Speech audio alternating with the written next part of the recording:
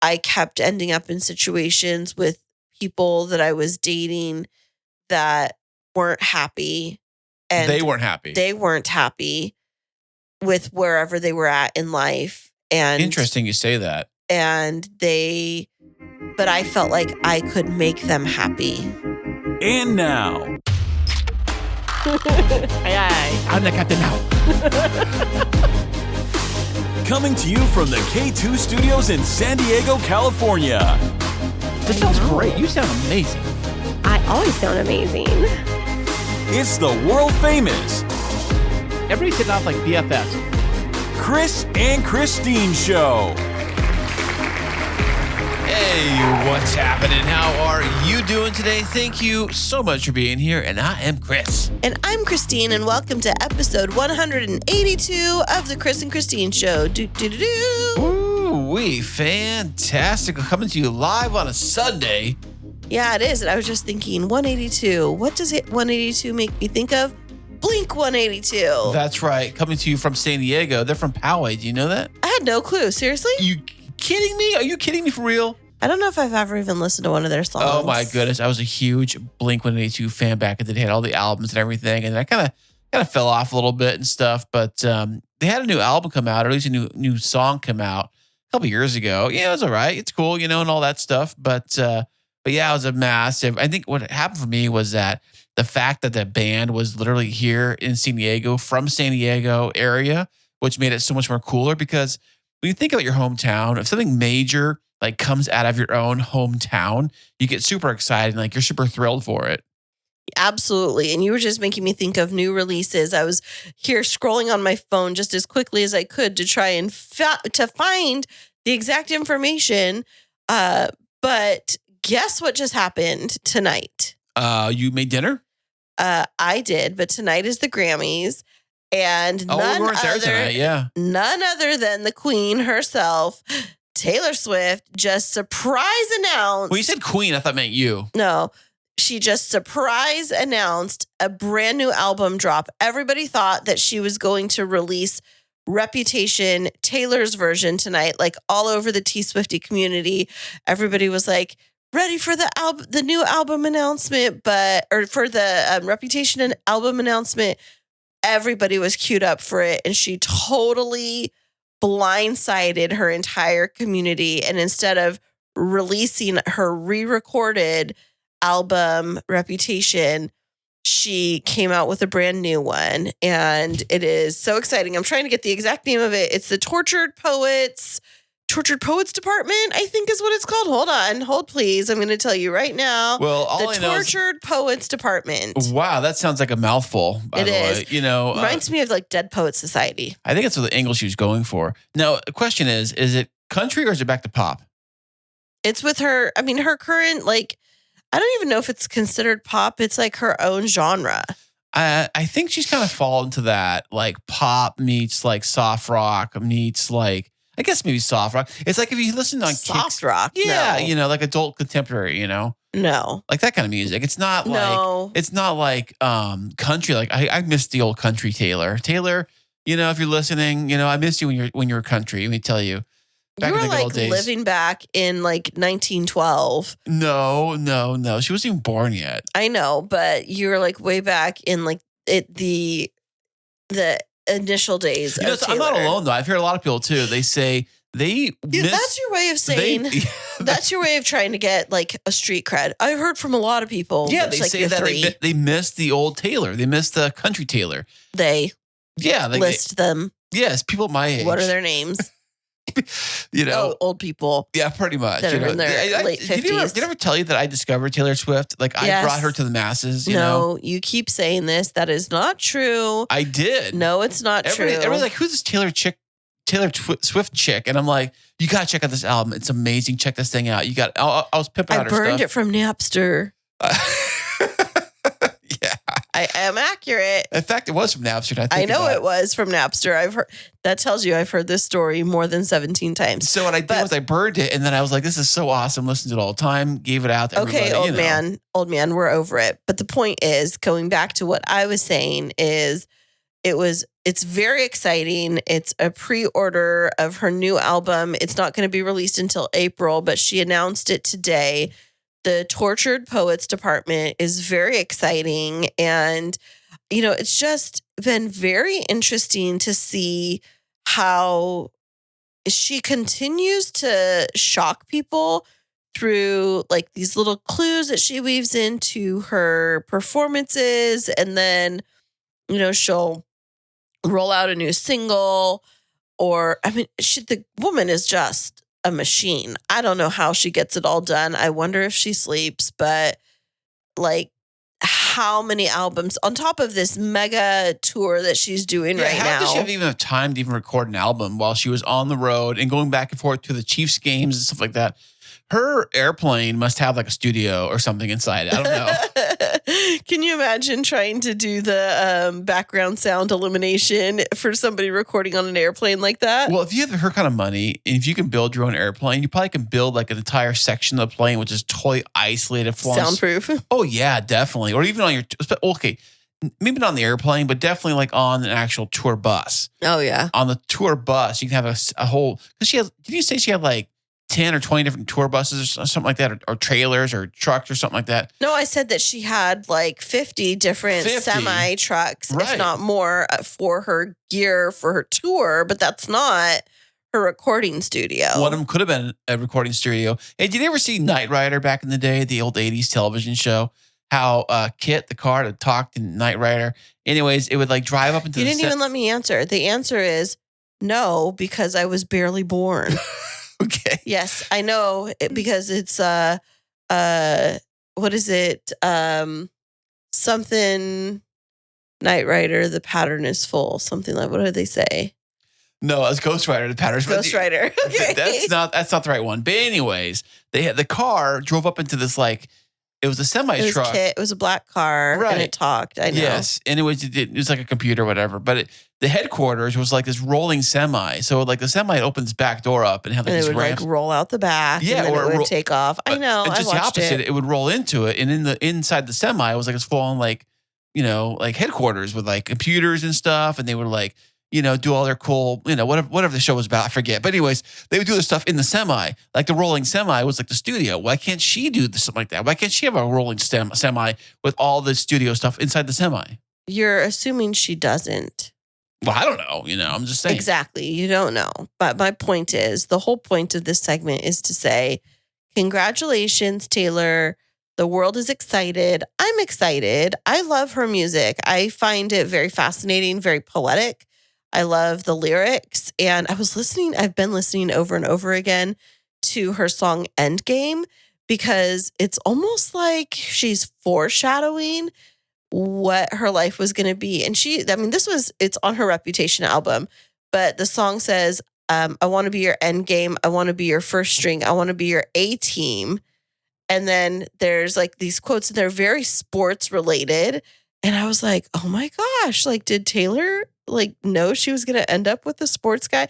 And she's talking about big reputation. You and me, we've got big reputations. And I was like, okay. So like before her relationship she was in, with the guy before Kelsey, it was very secluded. Her boyfriend was not in the news. Like he did not want to be in the media. She was basically like a shut-in with him in London and living this very reclusive life. And so what she has now is such an opposite. And it just goes to show you how, when you're in a relationship that is healthy, how you really can like step into your full identity. Yeah, you feel more comfortable because that's what you feel like you want to do. And do you think there's a problem though with having two people that are both in the limelight? And I know that like some would say she's more popular than Travis and so on and so forth. But that being said, they both have their swagger and they both are definitely they're definitely popular people, and they're definitely like versus say she was like the, somewhere else exclusive, hanging out, just keeping it on the down low. I mean, both people are out in the public and they're both doing their thing. In fact, they're together. I mean, at first they were kind of hiding their relationship a little bit and kind of keep it on the down low. But then, as it kind of got out and all the rumors started spreading and everything. So it's like, it's kind of out, the cat's out of the bag now. So what are they going to do? I don't know, but the reason that I brought up Taylor and Travis is because today on our episode, we're actually going to be digging into the beginnings of our relationship. And I feel a connection with Taylor and Travis. And the reason is because of what she came through to be able to get to be in the right place for him. And then also the kinds of relationships he went through where there was women that were just like after him for his fame and his money. And yeah, I know the feeling, baby. And just, there was these stories about one of his previous girlfriends that he like paid her an allowance or something like that. So that like allowance, right. Like she wanted a certain lifestyle and that, kind of like I don't want to say a sugar baby. I don't know who the person was and I don't want to speak ill of them. But we're not Taylor and Travis, but when you ask that question of like, is it hard when you have two people that are in the limelight or two people that are chasing their dreams? And, I look at you and it's like, well, he's a podcaster. You're a podcaster. He overcame challenging things in his previous relationship. So did you. He has these dreams. He's pushing forward and always busy. Like, okay, they're similar. And then, me and Taylor were like basically twins. Pretty much, I mean, I fell in love with Taylor back in 2005 or 7 or whatever it was. Her first album came out, and I fell in love with you, a few years later. Yeah, absolutely. But today, you and I have been talking a little bit about with our podcast, we have guests on a lot. And we focus on going deep with other people. And we've woven in parts of our story throughout the time that we've had this podcast together. But I was just really thinking about, I don't know if our listeners know the real us, like stripping everything away, like being vulnerable, telling our story. And so I just said like, hey, what do you think about we just open up the mics and we just like talk through what our lives have been like. I think that's a fantastic idea. I think we should roll with that. When do you plan on booking that episode? Today? Right now? It's happening right now. What? A surprise. You're on an episode right now. So, I just figured like I'd kick it off. And, so first of all, our relationship timeline, we started dating in 2018. It was June of 2018. Was that when I first met you? Was it June or May? It was June 9th of 2018. You remember the day and the date? I do. Okay, so our first date was June 9th, 2018. But if you want to go back a little bit, you want to know how we physically made first contact. Well, we'll get to that in a second, but I'm just going to say like our first date was June 9th of 2018. We were married on November 20th, 2020, and we are now in 2023. It is February. So we have been 2024. Together. 2024. Thank you. Yeah. So, gotcha, that one. Yeah. So we've been together from first date till now, 5.5 years. Whoa, check that out. I know. That's the longest relationship I ever had, I think. I know. I think it is for you. But it hasn't all been sunshine and roses. And so I think let's start our stories before we even get to the how we initially met. Let's go a little bit further back. So June of 2018, let's float back 2 years before that. So 2016. Oh, even better. Yeah. Okay. Tell me, Kris, like what was happening in your life around the year 2016? 2016 was the year that at my job, there is a day shift and there's a night shift. I'm on the night shift currently, which basically means I go in at 3 o'clock in the afternoon and I usually finish around 2 or 3 o'clock at night or in the morning, however you look at it. And the day shift guys start at 3 in the morning and they work till 3 in the afternoon, 2 in the afternoon, whatever it was. So that particular year, for whatever reason, I think it was because the schedule I had previously had before, you pick your schedules based on seniority. And a senior guy ahead of me had bumped me off of my normal schedule I had the years prior before that. So I'm like, man, there's like no good schedules left on night shift to pick. So I'm like, well, you know what? Why don't I try my hand at day shift? Let's give it a shot. So 2016 was the year that I flipped over to day shift for the first time, and it was brutal the first week. Let me tell you, waking up at 3 a.m, actually waking up at 2:30 in the morning, it was so hard. But I got used to after a while. But I was working day shift year 2016, and during that year, I was at my apartment I had in Rancho San Diego. I was living in Rancho San Diego. Had a nice apartment. It was a really nice complex. It had lots of your standard amenities and most nice. Okay, I guess you'd call it like luxury apartments. Would you normally would have? Okay. So it had like a washer and dryer inside the place. It was a bigger size unit, walk-in closet for the master bedroom. It had 2 bedroom, 2 baths, patio. It had a tennis courts, Olympic-sized swimming pools, clubhouse, all kinds of amenities, a gym, standard stuff. Okay. At this point, because I'm thinking about the age of the kids. So you had children already. Yeah, of Were course. you married or not at this point in 2016? No, in 2016, I was had already previously been divorced. So I was like already, how many years? I got divorced 2013. So I've been Okay. divorced like 3 years. I've been divorced. And when I got this apartment in Rancho San Diego, before that, I was renting a house with my ex-wife. And then when we split, I kept the house. I stayed there and kept paying for the house myself because the rent wasn't very much. It was kind of an older rundown house, but the rent was fairly cheap. It was cheaper than renting an apartment at the time. And the only reason we moved out of there into the apartment was because the original owners of that house decided to sell it. Oh, got it. And at first, I was thinking maybe I should try to buy the place, not to move, because, who wants to move and find a place and all that stuff? I'm already here. Even though the place was run down and needed a lot of work, and it was, you would have hated it. It needed a lot of work. And I was like, well, if I could just get a good deal, maybe I get a mortgage, maybe I can get in and not have to like mess with stuff. Maybe I get a good deal or something. That didn't work out very well. So it forced me to move. That's what I moved to. I want to move. If I'm going to have a choice of apartments, I'm going to find something nice, something decent, especially when you have kids and stuff too. Something big enough for the kids, everybody. It's close to work. It's close to everything. It's a nice neighborhood, safe neighborhood. And that's kind of why I landed over there. So when I landed there, I was living there because you get the 1-year lease or whatever it is. And I was there with the kids. We loved it. We had a great time. Christmas was great there. All kinds of fun stuff there with the kids.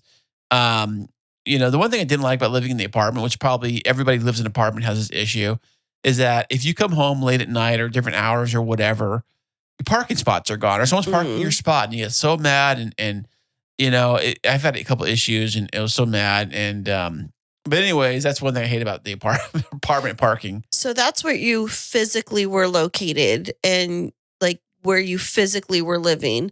But that doesn't tell our listeners anything about what your life was like. Because like you had just gone through a divorce.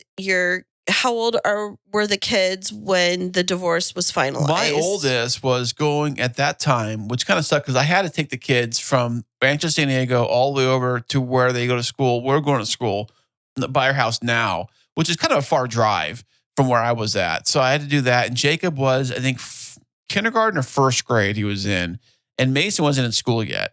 So what happened is that on the days off I had the kids, I would run all the way over to the school, drop off Jacob for school. And then I would have Mason with me because he's so little. So Mason and I would do an adventure together, just the two of us. And it'd either be going to the zoo if we could, had time for that, go to the parks, we had time for that, go to the mall, fun stuff I would do with Mason. And I remember Jacob would be so upset or so jealous because when I would pick up Jacob after school, I had Mason with me, and he'd be like, "What fun stuff did you guys do today? What fun?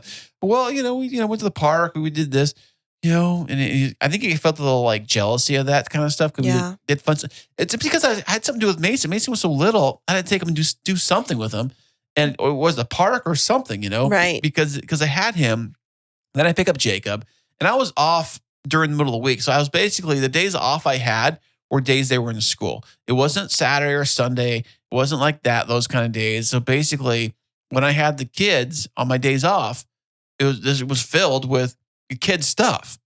So 2016, you have a 6-year-old and a 4-year-old. And you said in 2013 was when your divorce went through 3 years prior. So like let me think on that for a second. So in 2013, you find yourself a single dad of a 3-year-old and a 1-year-old. Correct. Yeah. Okay.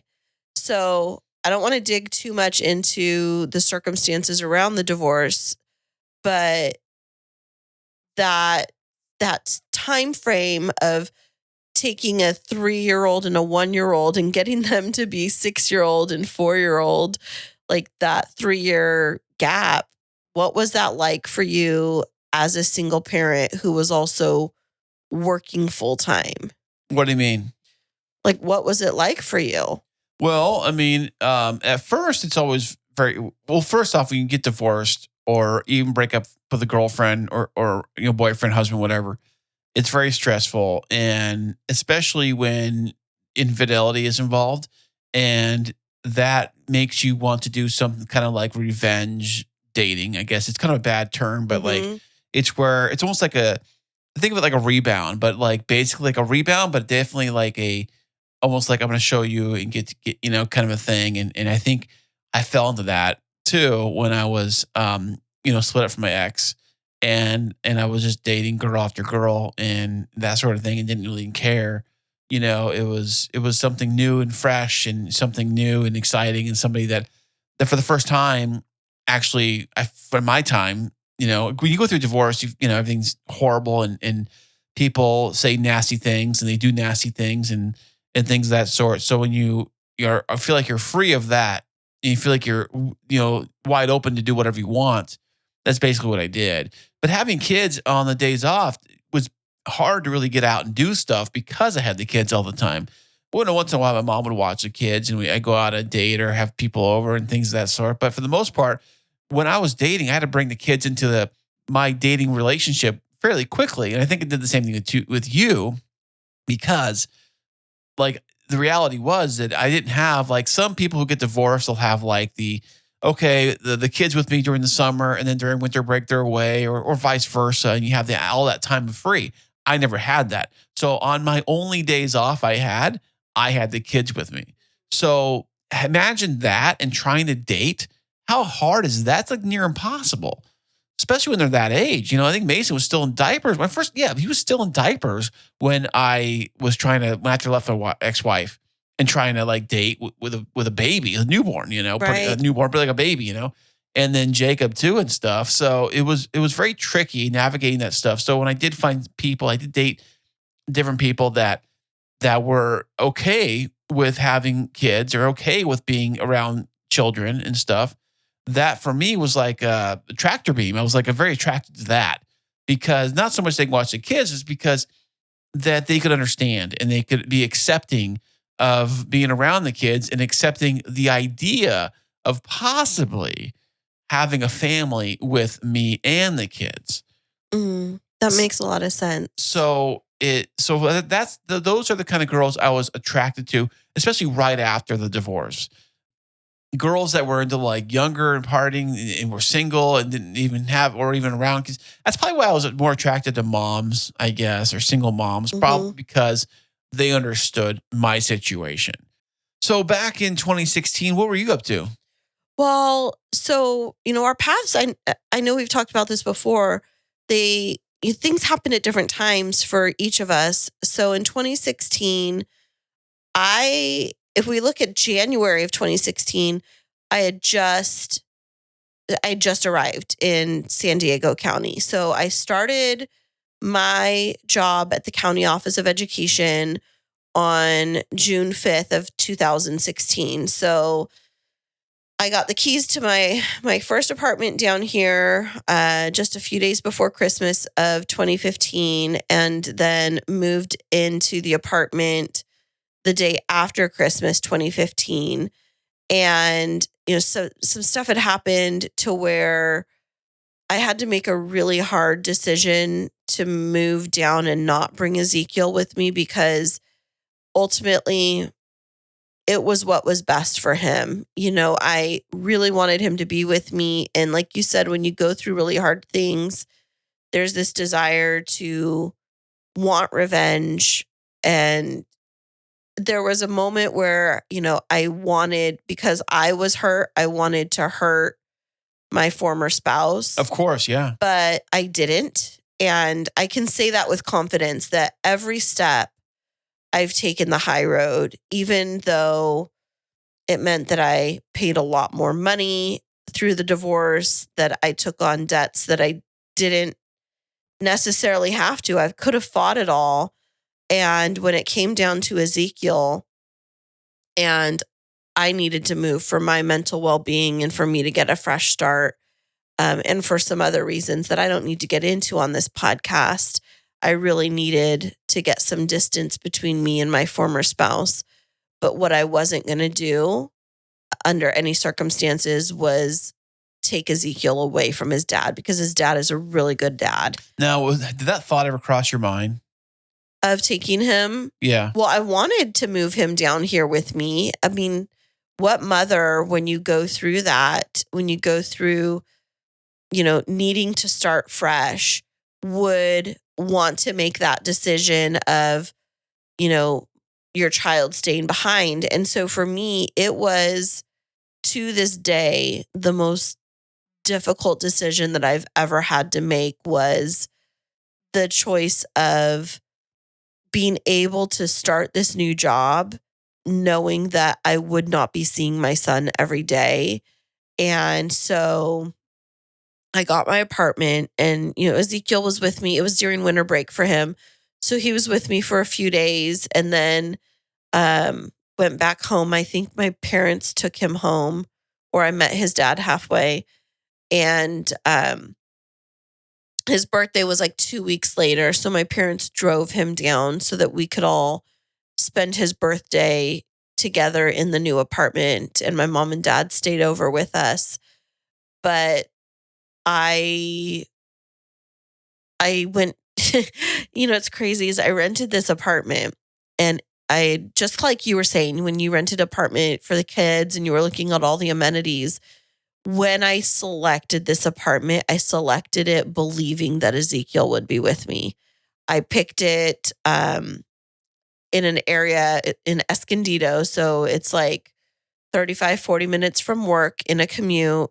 It was in a safe building. It was a newer building. They had some great amenities in the area, and it fed into great elementary schools, which I was thinking he was going to attend. And it was at the top of my budget. So like when I leased it, it was this whole crazy chain of events, but it was like within $25 of my max budget that I could afford. That's crazy, because you think about the budget of when you came from up in Fresno area, the apartments for like something like that up in Fresno would have been like a lot less. Absolutely. So I ended up getting, it was a beautiful apartment. It was 1,200 square feet, which is huge. That's a good size for any. That's massive for. That was a 3-bedroom or 2-bedroom? 2-bedroom. Wow.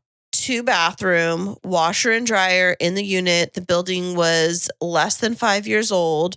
We had a huge patio, and it was on the corner.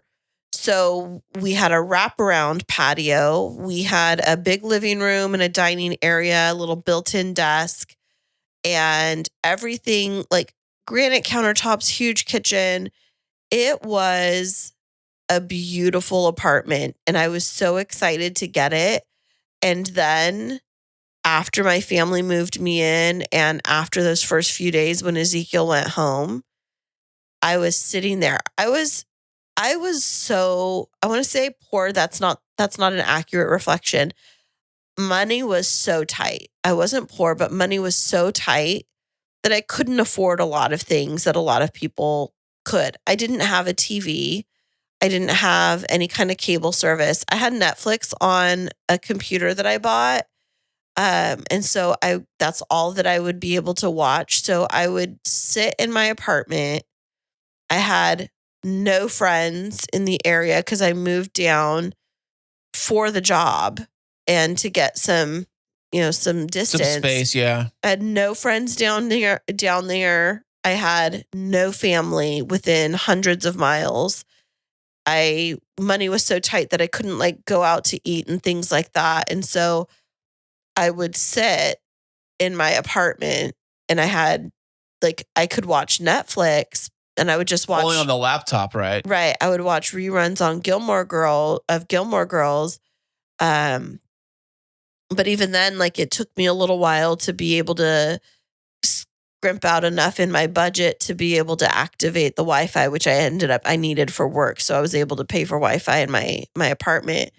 But I would just sit there and I would read and I would journal, and I just got really lonely really fast, and I never really experienced that because you got to remember in my story, I met my son's father when I was 18.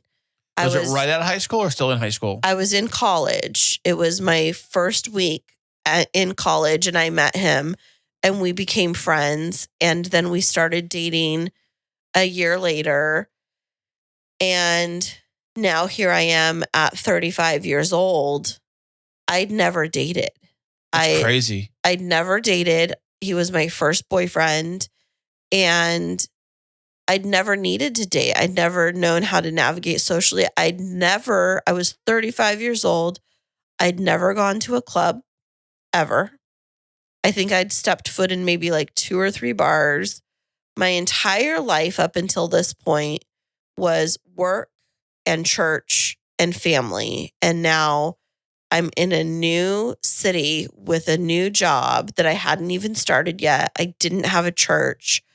My family, of course, they were checking on me all the time and calling me, but I had no friends. I had moved away from everything. And so I spent all of my weekends, like whenever I was free, I was up in Fresno. I drove up at least twice a month. So that first year, I was driving up every other weekend. So I would work all 5 days in person. And then my boss was a real stickler for time. So I would get off right at 5:00 on Friday. My car would already be packed, and then I'd hit the road and I'd drive the 350 miles up to Kingsburg. My parents would already have Zeke there for the weekend. And I made sure that even though I was far away, that I was with him every other weekend religiously. Nothing got in the way of that. That's good. You're a good mom for doing that, by the way. Thank you. It's a big sacrifice having you step away from, being there for him and being so far away. I bet when you first were living in that apartment at first by yourself, you're totally alone for the first time ever. And I mean, don't mean like emotionally, I mean physically alone for the first time ever in your entire life. It must feel like what it's like for somebody to physically move out of their parents' house for the first time, get their own apartment by themselves? No, it was so much different than that, because that comes with excitement. And when that person is like ready to like spread their wings, they look at like, oh my gosh, there's so much out in the world and it's freedom. And for me, I had to sit with the loss and the grief of, what my life had been before. Gosh, yeah. Whew. Yeah. I start the tears. Hey, So yeah. it was, and then, every night that I was away from Ezekiel, if you know anything about our relationship, like he was and he still is my little buddy. And I would cry myself to sleep and I would ask, like, what are you doing? I knew I was supposed to be in San Diego. I didn't know why, but I knew that the doors had opened for a reason. And so, it wasn't long that I was down here, and I went home to Kingsburg, and it was Valentine's weekend, 2016. And I was talking to my mom about being lonely, and she was like, well, have you thought about starting to date? Now, at this time, Ezekiel's father and I separated in April of 2015. So by February of 2016, it hadn't even been a full year yet. And the divorce was not finalized because there was a lot of stuff going on that kept us tied up in courts for a while. Not specifically speaking about your case, but what kind of things would keep a divorce from moving quickly or taking a while? What would hold it up? Well, I mean, lots of different things. There could be custody issues. We didn't have that issue. We were able to come to agreement on custody. But for all divorces, all other divorces, especially in California is a community property state, it's typically around what is the community property and the division of assets and the finances. That's what it almost always comes down to. And so, this is for anybody out there, and this is my little piece. We actually don't have this in place, but I would say even if you go into a marriage with nothing, having a prenup is a really good idea for anybody. And now you're saying it, huh? You used to hate it. I never have hated it. You hate the idea of it. No, I haven't. I never have. Mm. I've never hated the idea of a prenup. You never brought it up. Okay. I mean, we could do a post-nup. I'm totally fine with it. Okay. But I think that it just cleans things up for people because it gets you to have hard conversations. Not that anybody wants to believe that they're going to end their marriage at any point in time, but in the event that you do. Well, okay. Think of this too. Our neighbor Joe just passed away, right? Heaven forbid one of us passes away. Would a prenup figure out what happens with the assets of the other person versus? No, that's what a living trust does. But anyways, so back to my story because you got me off track talking about the divorce not being on track. So I went home. It was Valentine's weekend of 2016. And I remember I was talking with my mom, and I think I was talking with my sister. We were at the house, and I was just talking about being lonely, and they'd asked had I met anybody? And, at work, it was just my boss was who I worked with. My friend Melissa hadn't moved into town yet. I didn't really know anybody. There was nobody my age that I was working with. And she's like, well, what about those dating apps? Have you thought about doing one? I was like, I don't know, Mom. And you'd never used them before? No, I'd never even dated ever in my life. Okay. And so I decided to get on a Christian Mingle. Okay. And, for Christians. How was that? Well, I started to chat with different people, and they're no different than the other ones. You think they are. What do you mean they're no different than the other ones? They're no different than the other ones because I feel like it's the same type of thing where people see you as fresh meat or whatever. But anyways, Whoa. let me get into it. So I get on Christian Mingle, and it was, within a week, I started chatting with a person, and then we ended up going on a first date, and we really hit it off, and started seeing each other. And it filled that void a little bit, but he lived about an hour and a half away. And so really? And so we would see each other mostly on the weekends when I was in town and he was in town, because he was a single dad and his daughter lived down in San Diego with her mother. So he was always in San Diego on the weekends coming to spend time with her. So, what ended up happening over the course of this 2016, 2017 is I got into this relationship where this person, great person, but also didn't have the most stable life because he was trying to figure out single parenting and supporting his daughter, but his daughter didn't ever get to go up with him up there. He was always coming down here. And then because he didn't have family, because he was from a different country, he moved here for the marriage. Then he was staying in a hotel to be able to spend time with his daughter. And then, he had just some challenges. And so I found myself being in this relationship where I was compromising a lot and still felt pretty lonely. Was with a really nice guy, but by December of 2017, it had run its course. And do you think it was because all the the mechanics behind all the figuring out what, when, how, that kind of stuff.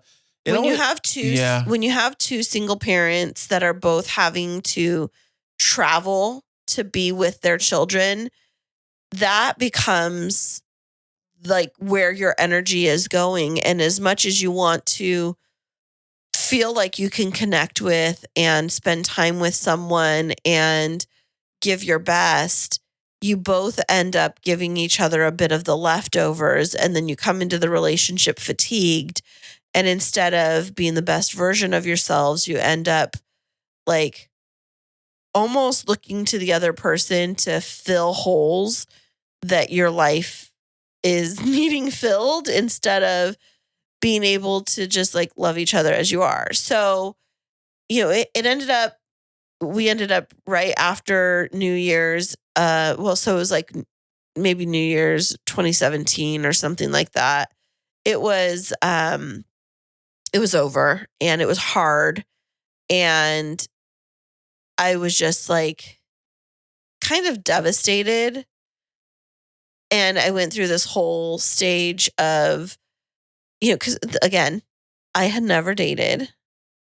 And then this was my only other experience. So I had this marriage that I had been in for 11 years that, suddenly and pretty tragically came to an end. And I didn't want it to end, but, there were circumstances. Yeah, nobody really ever does. Right. Yeah. It just made it impossible to stay in that situation. And then I was in this relationship that I was pumping as much energy into as I could, and it just didn't work out. And I just felt like, what is it about me that keeps this dynamic of my friend Patty and I, we started to coin it broken birdie syndrome. It's like I would seek out the little wounded birds to try and like resuscitate them and bring them back to life and pour all of this energy and attention in. And then when it couldn't be revived, I would get angry or frustrated, and then the relationship would end. But it's almost like a self-fulfilling prophecy. If you don't take time to heal yourself and take time to like look for a partner that has done their own work to heal, then you're just going to both be kind of wounded versions of yourself, and you just can't show up for yourselves like you should. Right. And I think that, the stars did not align for that relationship. Like you were saying, all the coordinating going on. And of course, sometimes you try to make it work, but if you're just putting in the crumbs to each other, all the energy and all the good stuff is going to other places. That's why people that overwork themselves, 7 days a week, and they try to, sprinkle in a relationship every once in a while in there too. And if you have kids and everything else too, and nothing's going on, I can see where that would be a real struggle. And even for me in that year, 2016, 2017, it was a real struggle to kind of get everything figured out for me, because during the end of 2016 is when I bought my first house.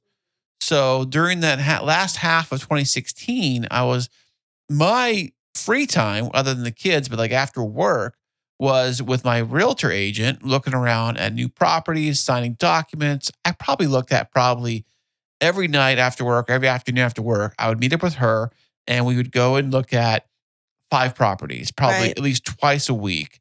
And then she'd say, which ones did you like? Which ones you didn't like? And she'd send over the e-docs, and I would do the DocuSign on a bunch of different ones, because I was trying to get a house, because I knew the apartment I was in just raised all the rates. And it didn't just raise them on me. It raised them for the entire complex. And I was talking to my neighbors, and they're like, well, I guess we have to eat it and stay, because all the other apartments around here are charging about that same price. This one might be a few dollars less, and we don't have to move. So we'll just stay here. But it was still high, I thought it was high. And I was like, well, these kind of prices, I can buy a place, That was my thinking. I was thinking, financially. So I looked at so many different places and so many condos and different things, and trying to find out what I get qualified for and all this stuff. And okay, I remember. Quick question first, though. So as you're getting ready to go out and do this job or this house hunting, did you have a ton of money in the bank for a big down payment, or were you just like rainbows and unicorns and hoping that somebody would like take you at your word for zero money down. No, well, it doesn't quite work that way. They weren't doing any zero financing back then that I can recall, but they did have the FHA loans that were available. Now, the way the FHA loans work, as far as I know, they still do them today, is that you can put down a minimum of 3.5% down of the mortgage of the entire loan for a down payment. And then you also only needed like a 580 credit score. I was like, well, I think I got that. I think I had like a 600 credit score or something. So I think I was okay there. And then 3.5% down on a house that's $450,000. That's still like 15 grand. That's a lot of money still. So what I did end up doing was taking a loan out of my 401k for a big chunk of it. Dave Ramsey would kill you. Dave, you're not listening to this. Dave, turn this off right now. I'm telling you. But I did that. And then I also did, I borrowed money from my dad. My dad had some money saved in his savings account. He had like $6 grand. So I had to borrow money from him, which I paid back immediately, like the very next month, because I had, anyways, the way it worked out. And then through some slick negotiations with the seller of the house, I was able to let them cover closing costs and all those different things. So the way it worked out was that I get into my very first house, my dream house. I was so excited for as a single dad, single parent, a place for the kids to be, you know, multiple rooms, a garage for the first time ever. I was so excited being able to park my truck in the garage and like walk into the house through the garage. Mind blown. I'd never even had that experience before. So it was a whole new thing. I was super excited because, you know, just being able to park the truck in the garage, I was so excited about that. And so you felt like life was good. I felt life was very good. And also for me, though, when I feel like life is doing very well, part of me feels like something's going to happen. Something horrible is going to happen because when things start doing well for me, bad things also seem to creep in and take over. So a big part of that is thinking like, what happens? Maybe I lose my job. Maybe I'm going to, who knows what, you know, not make the payments and be, you know, stranded and be totally broke and all these different things you always think about, you know. And as a single parent, now being the only person that's solely responsible for that mortgage, I could see how that could create so much additional stress and pressure. And one thing that I know about you are like right now in our relationship is you already have a high level of anxiety. So when that happened and you made that choice to buy your house, how was your anxiety at that time? Well, I think it was pretty mellow. It was half and half. I was excited to get the house. I was so over the moon to get the house and move in and get the keys and like look at furniture stuff and buying furniture and buying new things for the place, you know, and building new things. And I was so excited about that stuff. And then part of me in the back of my head was thinking like, oh man, this could like literally like, because my my condo I had years prior to that, I was let go during the Great Recession times, you know, back in the like 2008, 9, and I lost my job, lost my house back then, like a lot of people did, and those were giving flashbacks to me here in 2016. Flashback to then because I'm thinking now I have not only just me in the house, it's me, the house, and 2 kids. Right. It's so many more responsibilities to worry about, and I felt like the whole world, weight of the world was on my shoulders. And the mortgage took up like 99% of my paycheck. Right. It was like almost all my money went to the house. And, so I didn't have a lot of wiggle room really to really kind of, for a rainy day for the most part. So it was very tight for the first year or so, you know, trying to navigate that stuff. Yeah. And I did my best. And it's funny, speaking of that, I remember guys at work at the time thought I was crazy. They thought I was nuts for buying a house. They thought even buying a condo was nuts back then, but buying a house, like a physical big house by yourself on the one paycheck, that's crazy town. You're crazy, Kris. You're not going to be able to pull that off. But I did because I wasn't going out to Disneyland. I wasn't going out to Europe. I wasn't going to all these different places in Vegas. I wasn't doing any of that stuff. My life was kids, house, work. That's it. Mm-hmm. That's all I did.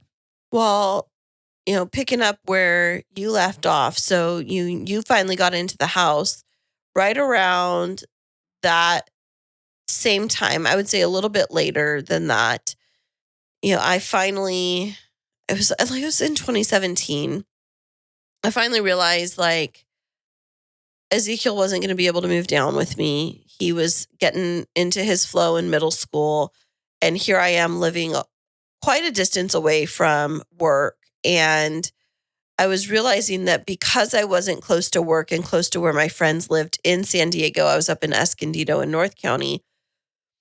It was really, really impacting my ability to get connected, whether it was at church or with a social group. And so I started to look around and I made the decision to move into San Diego proper. So I found this apartment and it was much smaller and it was a bit more expensive, but it was in a really desirable area and a really safe apartment master plan community. They had like, you've been there, but for those that are listening, it was like, they had a clubhouse and a sauna and these pools that were like Vegas pools with like poolside service. Yeah, it was amazing. And what apartment's got poolside service? I know, like drink service and snacks and things. Of course, you had to pay for it. But my little apartment, it was much smaller. So I went from the 1,200 down to like 900 square feet or like 899. Still 2 bedrooms, 2 bathrooms. It was definitely a little bit of an older apartment, but I had a fireplace and it was cute and it was right on the walking trail. And, I'd wake up and there was like beautiful eucalyptus trees. And then I was just like 4 or 5 miles down the road from work. So it was like one big... Oh, that's a plus right there. Yeah. One big, like didn't even have to take the freeway, just went down Friars Road. And right around this time, after I got settled into my apartment, I was going through this phase of, okay, you're getting this chance to start your life over again. You're living in San Diego as a single woman. I mean, I knew in my heart, of course, I'm a single mom, but during the week, I'm just single. And I, had never had that experience. And then I really started to like go to meetups and starting to meet friends. And then I think a big turning point for me was when I traded in my Ford Flex SUV, my mom's soccer mom car, and I bought myself my Camaro. And it wasn't just a Camaro. It was a white convertible Camaro. And I loved that car so much. What'd you love about it? I don't even know. Like, I can't even describe it. Just like, I loved the power of it. I loved like when I slid into it. I loved so much, even on cold mornings. And I remember there's some mornings where it was too cold and it wouldn't take the top down for me because it was like when it was an outside temperature was below a certain point, it wouldn't allow you to do convertible. Does that? I had no idea it did that. Yeah. It was like if it was below 48 degrees, it wouldn't do it. But I would take the top down and I would blast my music on the way to work and I would be so excited and I'd pull in my car, then I'd put my top up and I thought I was so cool. And I would go down by the beach in the evenings after work. I would just drive down, take my journal, sit in the back of my car. I remember this one time I took my friend Patty and we went to a concert. And we packed all kinds of stuff in the little trunk with like charcuterie. And so we went, it was like kind of like a tailgate in the parking lot before this country concert out in Chula Vista at the amphitheater. Yeah. And so we like put out a picnic blanket on the back and then we like popped open a glass of wine. We had like our charcuterie board. We were sitting on the back of my convertible at sunset, toasting like single ladies. And it was so fun. And that was a really fun time for me getting to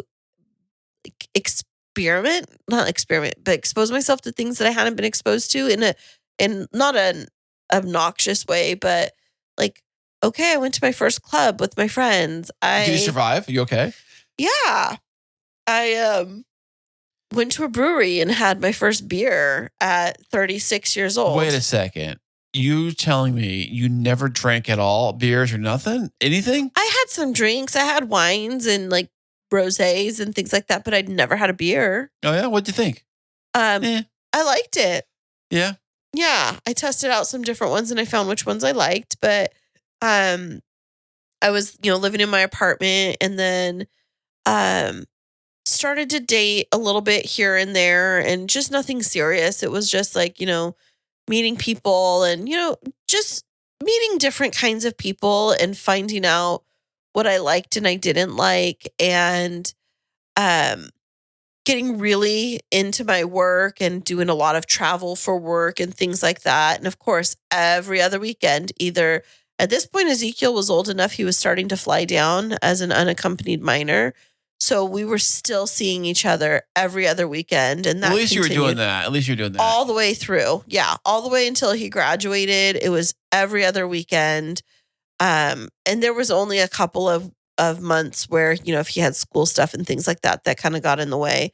But that was my priority is I always wanted him to know that he was my absolute priority in life. And I would show up for everything that I possibly could. I would use any of my vacation days, like if he had a school something to take off and drive up there, even if I had to like drive up and end up getting there at like 2:00 in the morning to be able to go to his thing and then drive back home that night, I would do it. And so, wow, Mother of the Year. No, just mom. That's all it was. Mom. Yeah. But, I still was I wanted a relationship. And I ask myself a lot, like, what is it? Why was it that I wanted a relationship? Why couldn't I be satisfied with just being single? And I would ask myself that a lot throughout that time frame. And I finally got to the point where I realized like I needed to not date at all because I was looking for something in a relationship that I was lacking in myself that I wasn't ever going to find in a relationship. Like I needed to be able to fill that hole for myself. And so instead of dating, I got into therapy. Oh, wow. Wow. Now, when you're in therapy, did you still realize that maybe a relationship was not the best place for you to be at that moment? Or were you thinking that maybe possibly working at the kinks in therapy kind of realized that maybe a relationship might be a good thing, at least as long as it's a healthy relationship? But defining what a healthy relationship is kind of a little harder than just pick one out of the bag. Good question. So I didn't go to therapy to tell me when I was ready for a relationship or not. It actually wasn't what I was there for at all. What I realized is that I had some trauma from my previous relationship that I just hadn't worked through that was causing me to seek out a certain type of individual that would keep me in the same patterns of what had happened in my relationships that hadn't been successful. And so what it helped me do was to really figure out what those wounds were, what those trauma wounds were that were building those patterns for me. And what I had to come to grips with is that I felt that I wasn't worthy of somebody that was healthy, happy, and whole. But now, when you say that, Mm-hmm. the definition of happy, healthy, and whole to you might be different than somebody else's version of it. So what did that mean to you back then? I don't think I could put my finger on that. I just know that that was where I was at. You're asking a question that, I don't have a direct answer to. I had to work through it because I didn't know. I didn't have a definition of it. All I knew was I kept ending up in situations with people that I was dating that weren't happy. And They weren't happy. They weren't happy with wherever they were at in life. And Interesting you say that. But I felt like I could make them happy. Oh, I see. So I I was attracted to that because I thought maybe I could fix them. You were the fixer. Right. And you were attracted to the broken. That's why I said broken birdie syndrome. Now, does it make sense to There, you? it comes full circle. Yes. Yeah. Yeah. And so getting into therapy really helped me to just put things in perspective and to think about relationships a bit differently and to start learning how to set more boundaries around like not just relationships, but how I presented myself in relationships. I don't know if that makes any sense. Yeah, a little bit. It does. So if you move the timeline around, we're in 2018 now. Yeah. So I'm going to, before you go into anything else, I want to throw it back on you. So I've been talking about where I was in relationships up until 2018 before we met. And it doesn't have to be like right before we met because I don't want to know what happened right before. But in that timeline of like 2016 to 2018, I seem to recall that you had somebody that was kind of in and out of your life as well. Yeah, I had a girl or two, and there was women, not girls. Oh, okay, yes, I had a few women in my life, and one that I was pretty serious about. I was with for a while, off and on. And during the time, probably from 2014 up until probably before I met, well, a little before I met you, you know. But you've mentioned that was kind of on again, off again. Tell me about the on again. The on again? Like, what was it like when things were good? When things were good, like we made each other laugh. We were having a really fun time. We would be jokey jokesters and stuff. I think that's what attracted me to that person in the first place. Because we both I like to joke around. They like to joke around. It was kind of fun. And then, but I think for me is that when it comes to serious talk stuff, as you may know, I like to bury my head in the sand. And I think that understatement of the year. This is what you do. Yeah. You laugh when things get serious and uncomfortable. Ladies and gentlemen, like if you ever want to see me get mad, just try to have a serious conversation with Kris and have him laugh in your face. I'm sorry. I can't it's help fine. it. I get it right now. You're uncomfortable. I know. I can't help it. It's what I do. It's what I do best. So that when the off again happened, when you guys would be out of sync or when things were like, what would cause it to go wrong? Because you mentioned you broke up a couple of times, right? Yeah, I think, it's probably all my frustration. I was trying to think, I think that my problem is that I expect different things and expect different results when one thing about people is they're not like a joystick controller on a video game. You can't, play the game and say, you're going to go this way, you're going to go that way. You can't make anybody do that. So if their mind's already made up that something's not going to go a certain way and you think it's going to go the opposite way. And then when you come into meet and they realize, well, this isn't going to work out because we have two different ideas. And I think at one point I ran the idea of maybe moving in together, and that didn't seem to work out too well because the other person wasn't a big fan of that idea and stuff. So that kind of came crashing down, but that wasn't the reason why things went south. I'm trying to remember the exact reason why things went south, but I can't think of the exact reason, but I just say they did go south. And then we kind of kept when things broke up, we didn't talk for a while. And then we kind of I don't know, out of the blue, either she would text me and ask how I'm doing. Usually it's the way it works. They would text me, how you doing? What you been up to? And things, and start chatting and stuff like that. And then you want to do lunch or whatever and that kind of stuff. But for a lot of times we would do lunch and stuff like that, on like a middle of the day, work day, that kind of stuff, But at the same time, I was also dating other people. So I was dating other women, and I was, this is around the same year, 2016, 17, somewhere around the same time frame. And I dated a few different women. And, I think because I knew that the off and on, I didn't think we'd ever be back together kind of a thing. So I didn't want to keep my hopes up, waiting on that one person, because I did not know how serious or not serious they were about a relationship, at least a relationship with me. So I was dating other girls, and one girl was totally in love with me. I was dating. She was much, much younger than me. I think I don't know how old I was at the time. I was probably in my 30s. Was I 30s? No, you'd be in your 40s. No, no, it was before that. It was like okay, before I bought the house. So it must have been like 39, 38, 39, somewhere around there. And she was like in her 20s, you know. What are you doing? But she was in her late 20s. Yeah, it doesn't matter. Okay. But go back to like the 2016 to 2018. So you're with this person. It's kind of on again, off again. But you have other people that are in and out. And then I have other people I'm dating at the same time. But then what about your kid's mom?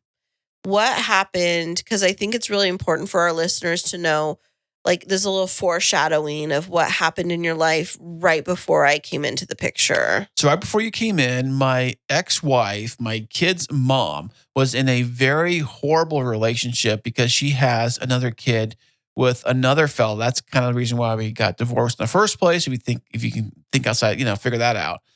Anyways, so she had a bad relationship with that guy, and it was getting very toxic, very much like police were getting involved, domestic violence stuff getting involved, things of that sort.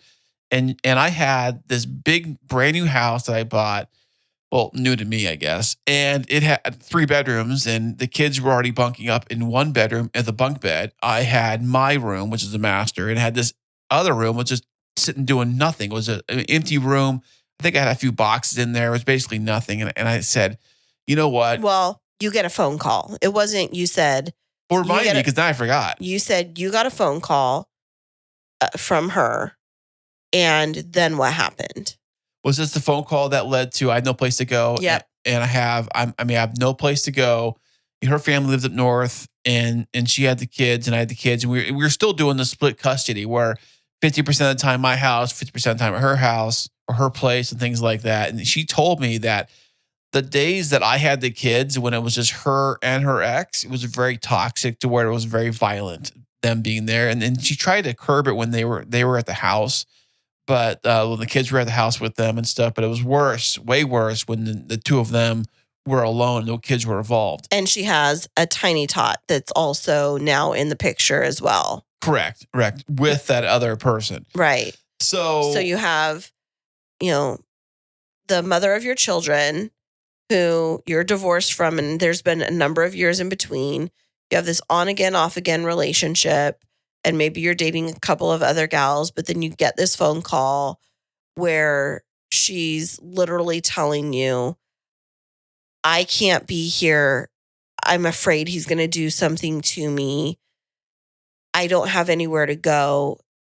I'm going to end up on the streets. And then what goes into your mind because the reality is, and we've talked about this before, even if we're not in love with that person, we still have love and care for the fact that they are the parent of our children, and we never want ill to come to them. And we both are on the same page with that. So absolutely. So what I made the decision to do, since I had the big house and the empty room, and I said, why don't you come move in and you can stay in this extra room? You'll be close to the kids. You'll be here, watching them when I'm not here. And I already have the place. I have the space for it. If I didn't have the space for it, I don't know how we figure that out. But because I happen to have the space for it and all that, and I said, if you wanted to, of course she jumped on it and she moved right in and, got a bed, and she bought herself a bed, or someone bought her a bed. Anyways, she got the room all decked out for her to stay in. And it was her little spot. Yeah. So, that was around what year? Is that 2017? Right. So, I think that's an important part of our story that I don't think we've actually ever talked about on this show. And it brings us up to, right before we met. You are in this situation now where you had been divorced for over 5 years. You'd done the work to get yourself financially back on good footing. You'd bought a house. From the outside looking in, you're like well positioned to welcome somebody else into your, a relationship or something like that. You'd been in this on again, off again. But anybody from the outside looking in would be like, man, this single dad, he's got his stuff together. And look at this, he's raising his boys. And and I remember when you told me on our very first date that she was living with you. You were probably thinking we were still married. No, I actually didn't. So, that brings us to like where our stories start to converge. And it's like, I was back in San Diego and I'd taken this break from dating. I went through therapy, and then I finally got to this point where I felt like I could enter back into the dating world and put myself out there, but I wasn't just going to go on all of these different dating apps. I was going to pick one. And I was very thoughtful about that. And you had already been on some dating apps, but you also have your kid's mom in the household. And so we end up on the same app, which we've talked about before. And we end up matching up. And, we always have joked around who made the first move or whatever. That's besides the point for here. But we end up on our first date at, what's the name of the place? McGregor's. Pub and Grill. I was going to say O'Doul's. I knew that was wrong. No, McGregor's Pub and Grill. They're in Mission Valley. Right. And, we sat down and we had a really good conversation. And I felt like you were very open with me and we had good chemistry. And then you got super nervous at this one point in the evening when I was asking you something about your house. And then you told me that, my ex-wife lives at the house. Maybe a few drinks in me at that point. I think it might have been. Yeah, but I think you were nervous to tell me because I don't think you had you didn't know what to. Of course, it's almost like it's I guess the same feeling would go into, say, a single mother who has a child and is on the dating scene and drops that on the lap or say, by the way, I have a kid. It's kind of the same feeling that they would go through. Although I think this is a little bit more than that because it's by the way, my ex still lives with me. But it wasn't a still lives with me. It was my ex lives with me again.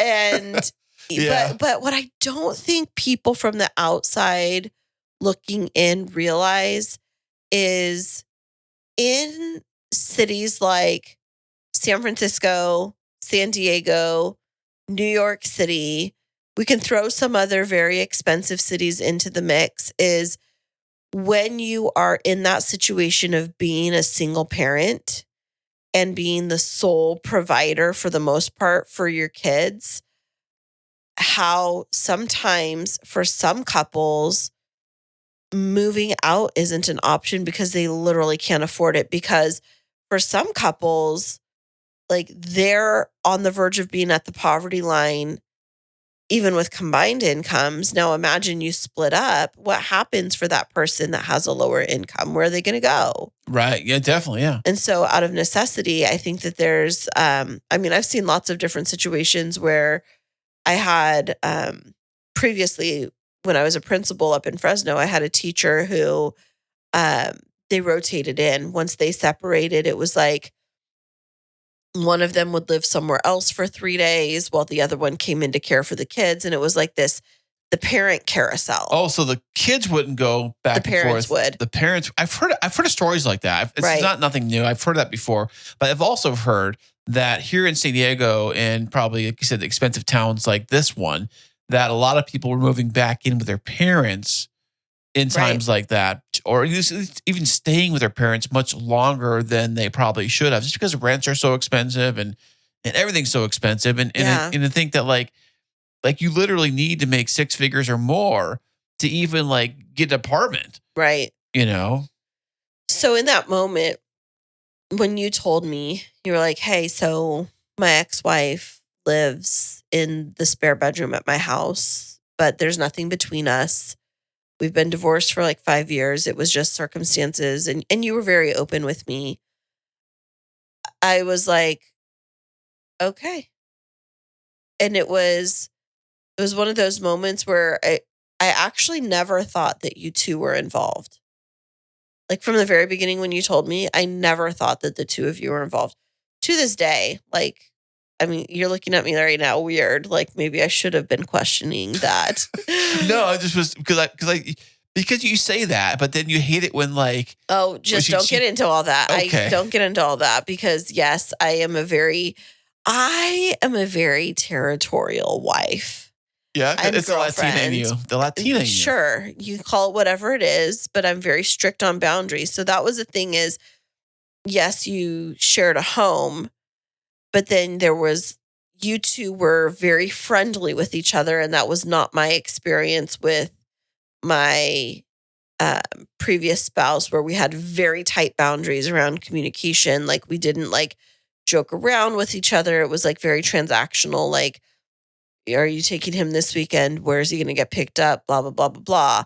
And then I come into this environment where the two of you are collaboratively parenting in the same house, and we're sitting down for dinner. And now it was really, really difficult for me to figure out where I fit. Yeah, I can see that.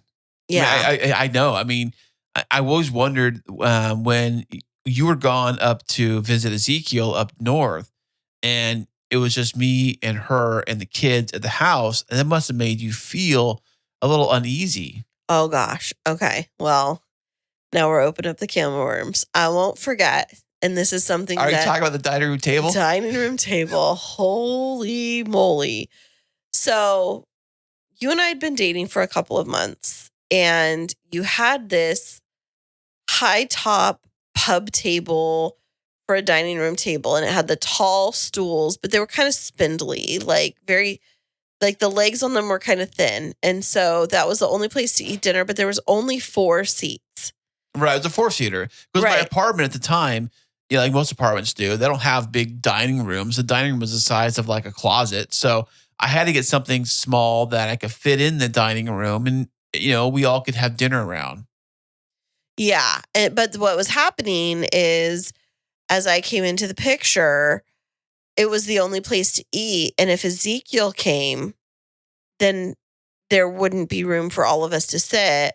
Or if we had your parents over, there wasn't room to sit. And so I was talking with you about how great it would be to get a dining room table where we could all sit around. And then also at the time, you had your former spouse that was in the house, and she had a little one there, plus all of you. So even then there was 5 of you. And then the kids had like a little plastic table in the kitchen that they sat at for food. I remember that. It was like a little tiny one. So I had been talking with you, and I said, well, you should get a dining room table, but I would love to go shopping for that with you. And you were like, oh yeah, that sounds great. And then I went away to go be with Ezekiel for the weekend, and you send me a picture of you at the furniture store with her, and you say, guess what I just bought? And I was so livid. Like, I almost broke up with you that weekend. Gosh, wow. Because for me, it was like we had talked about it, and it was our idea. Our thing. And now I'm going to have to sit at a dining room table that you picked out with another woman who's not me for your little family. And it did almost feel there were times it felt like I was a sister wife. I'm not going to lie.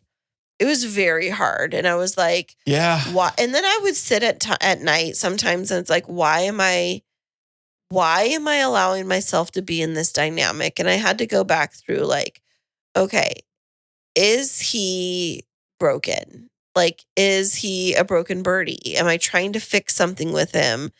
And I would go, because I was in therapy very actively throughout this time, and I would talk about this a lot. And I will tell you, my therapist was so great to help me work through all of these thoughts and feelings to help understand them rationally when I would get fired up, because I would tell her, I was like, he flipping bought a dining room table with her. And she helped me reframe it. Like, he didn't buy it with her. She happened to go. He did purchase one, and he was bringing it home to help you guys get closer to being able to have those opportunities to sit and dine around.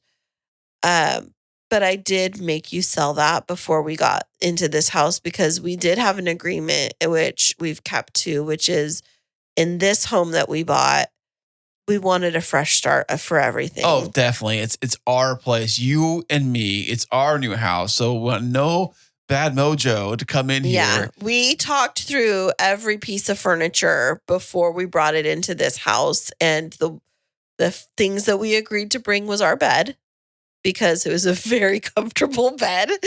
Yeah. And a couple of pieces from my old apartment that had meaning to me, but were not part of my previous marriage. And I think that was a really important piece for us. But yeah, I almost can imagine where like some relationships where they do bring in stuff that came in from another relationship. Like how does it make you feel if you saw like something on the mantle or something, that was something that, I mean, I wouldn't go to the extreme as like saying like the wedding glasses for your previous marriage, have those out. Right. But something like that, I mean, how would that make you feel if you had that in the house? It'd be no bueno. You get rid of that immediately. Right. Yeah. But, we wanted to talk today about just this journey to get to each other. And I think that I look at our marriage now and like what everybody gets to hear, they get to hear the polished podcast episodes and they get to hear us talking with, all these really great people from around the world. But what gets missed is the day to day and how hard we've had to work and to fight to keep this thing our thing, like to keep ourselves together because, we knew the statistics going into this that, if you look at all marriages, 50% of marriages in general fail. New marriages. Or is that all marriages? Like even no, 50% of marriages fail. But if you just look at second marriages, it goes up to 75%. Is that why some people say I'm on my third marriage a lot? You hear that phrase a lot. We had a guest on, we talked, he was mentioning something about his third marriage or something like that. So is that why? Well, because after you've gone through a divorce once, a lot of people haven't taken the time to do the healing work to help them find a partner that complements them and they can continue to repeat patterns that keep them in unhealthy relationships or incompatible relationships. And so I think there's a lot of different things that go into it. Plus, when you have kids and you're bringing kids together from two different relationships and exes and all of those things, like all of the things that we've just discussed, like we've done a lot of living. We didn't even get to, trauma and things that have happened before we even got to 2016. And so, we show up to each other, June 9th, 2018 at McGregor's, and we carry all of these things along with us. And, I didn't know when I showed up to that bar that day that, here I'd be 5.5 years later, living in this beautiful house, talking on this podcast about our journey. But I think it's important that people talk about, what they've had to work through and struggle through and overcome, because otherwise on the surface, it looks like we just quote unquote have it all. Right. Well, that it's like what you call like the Instagram or Facebook life, and a lot of everybody who's on Facebook or Instagram and they posting all these happy family or happy couple photos. There's probably about 100 unhappy photos that you didn't get to see. Oh yeah. I mean, just if you look at our website, and of course, I mean, we're guilty of it as much as the next person. We have our YouTube videos of us going to Hawaii, but people don't know about, the fights behind the scene on that Hawaii trip and, ups and downs, or like the Disney World trip. And, they weren't with us when we came home and 3 days later came down with COVID. And, I had to, I lost part of my hearing, and now here we are, dealing with me having a disability and like all of these different things. And people don't see that part. And so I feel like it's so easy to have a frosting podcast show. Or YouTube show or Instagram channel or any kind of content creation. It's very easy to just show all the The funsies. fluff. Yeah, and I think that's why people do enjoy showing off that stuff. Even if you're not a content creator, even if you're just a regular person that has a regular Facebook page, you might end up just showing all your wonderful trips and trips to Disneyland, your wonderful, your kids and all their cute Christmas outfits and all your wonderful, look at my Christmas tree. The Christmas tree ones are all the biggest ones. Every Christmas, nobody posts a dead tree on Christmas, or the fights that go into decorating the tree. Nobody posts that stuff. So I get it. I just felt like it was important for our journey for us to like pause and let people get to know the real us. And I mean, we've been at this for 4.5 years, and it's taken us 4.5 years to be able to like get to the point where we can sit down and have an honest conversation about, where our journeys were and what's led us to this point. And, it is because of all of those things that we're able to connect with so many different people of different backgrounds. But there are also so many parts of my story, and maybe you feel the same way, that you'd never wish on someone else because it was just so hard. Of course. Yeah. I mean, I don't want anyone to go through the horrible things that I've had to go through. And same thing with you too, I'm assuming. And I think that if we can get out and explain and share and basically almost like a warning out there that, be on the lookout, and hopefully that these things that happen to us don't happen to you. Yeah, I don't know if people can avoid it as much. I mean, life happens. That's true, yeah. But what I want is for our listeners, for our friends, for people that might just stumble across this podcast episode to not feel alone.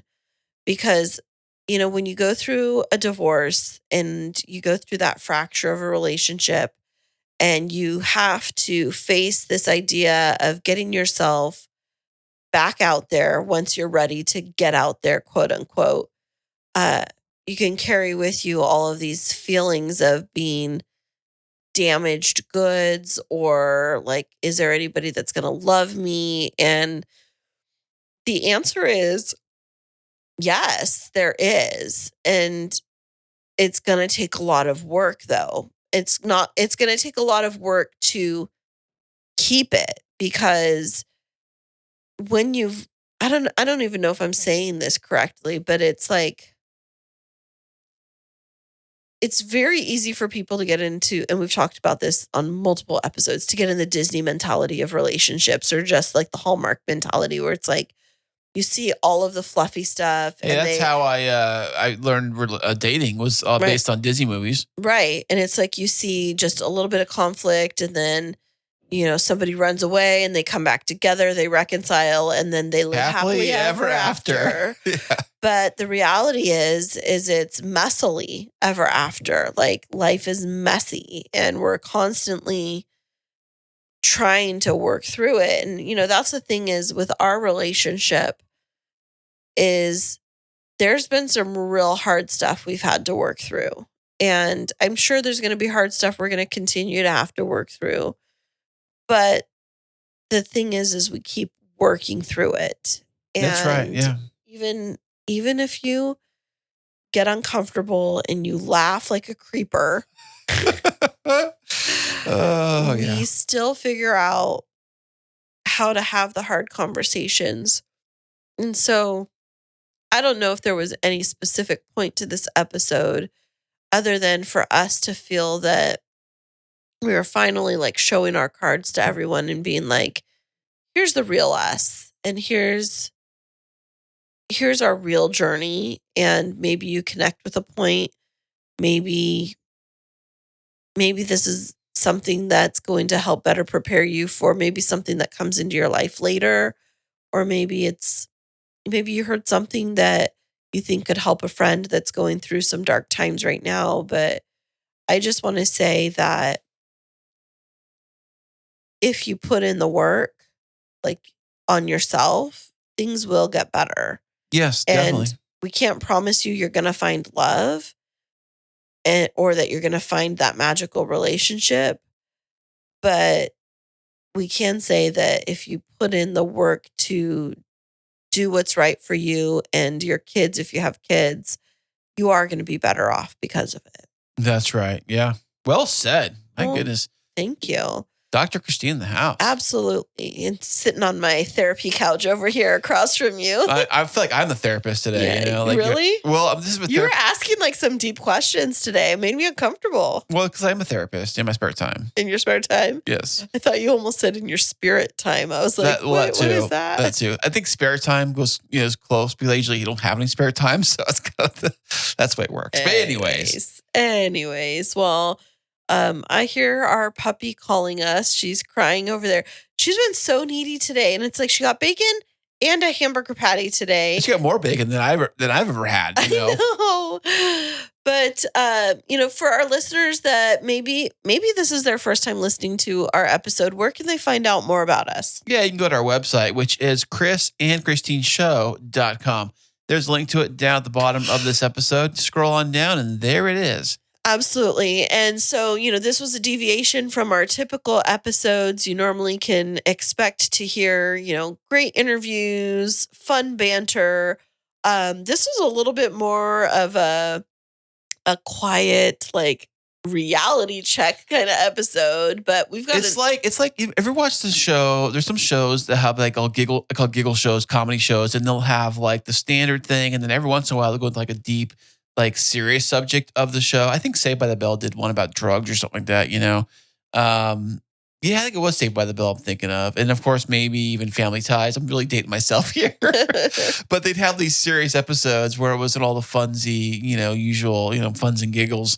But anyways. But they would always have that moment at the end of the episode where they'd like sit down at the couch and they'd have like whatever the moral of the story was, where especially if it was like Family Matters was the one with Urkel, where the dad would always like sit one of the daughters or one of the kids down and he'd have the moment with them. And so I think like our moment for this episode is like, we just want you to know we're real people. We have gone through real things and real struggles. And, even though it looks like it's all sunshine and rainbows, like we're struggling through life just like the rest of everybody is. And so if you feel like you're on the struggle bus right now, don't worry. We're just in the row in front of you. And struggle bus. I never heard anyone call it struggle bus before. I'm laughing at that. Struggle bus, huh? Well, just don't feel like you're alone because, we're there. We're rooting for you, and just don't give up. Just keep putting one foot in front of the other, and things are going to continue to get better, right, Kris? They sure are. And so thank you all for listening. We have another great episode that's going to be coming up for you next week. So stay tuned. We'll be back with you. And thanks for listening.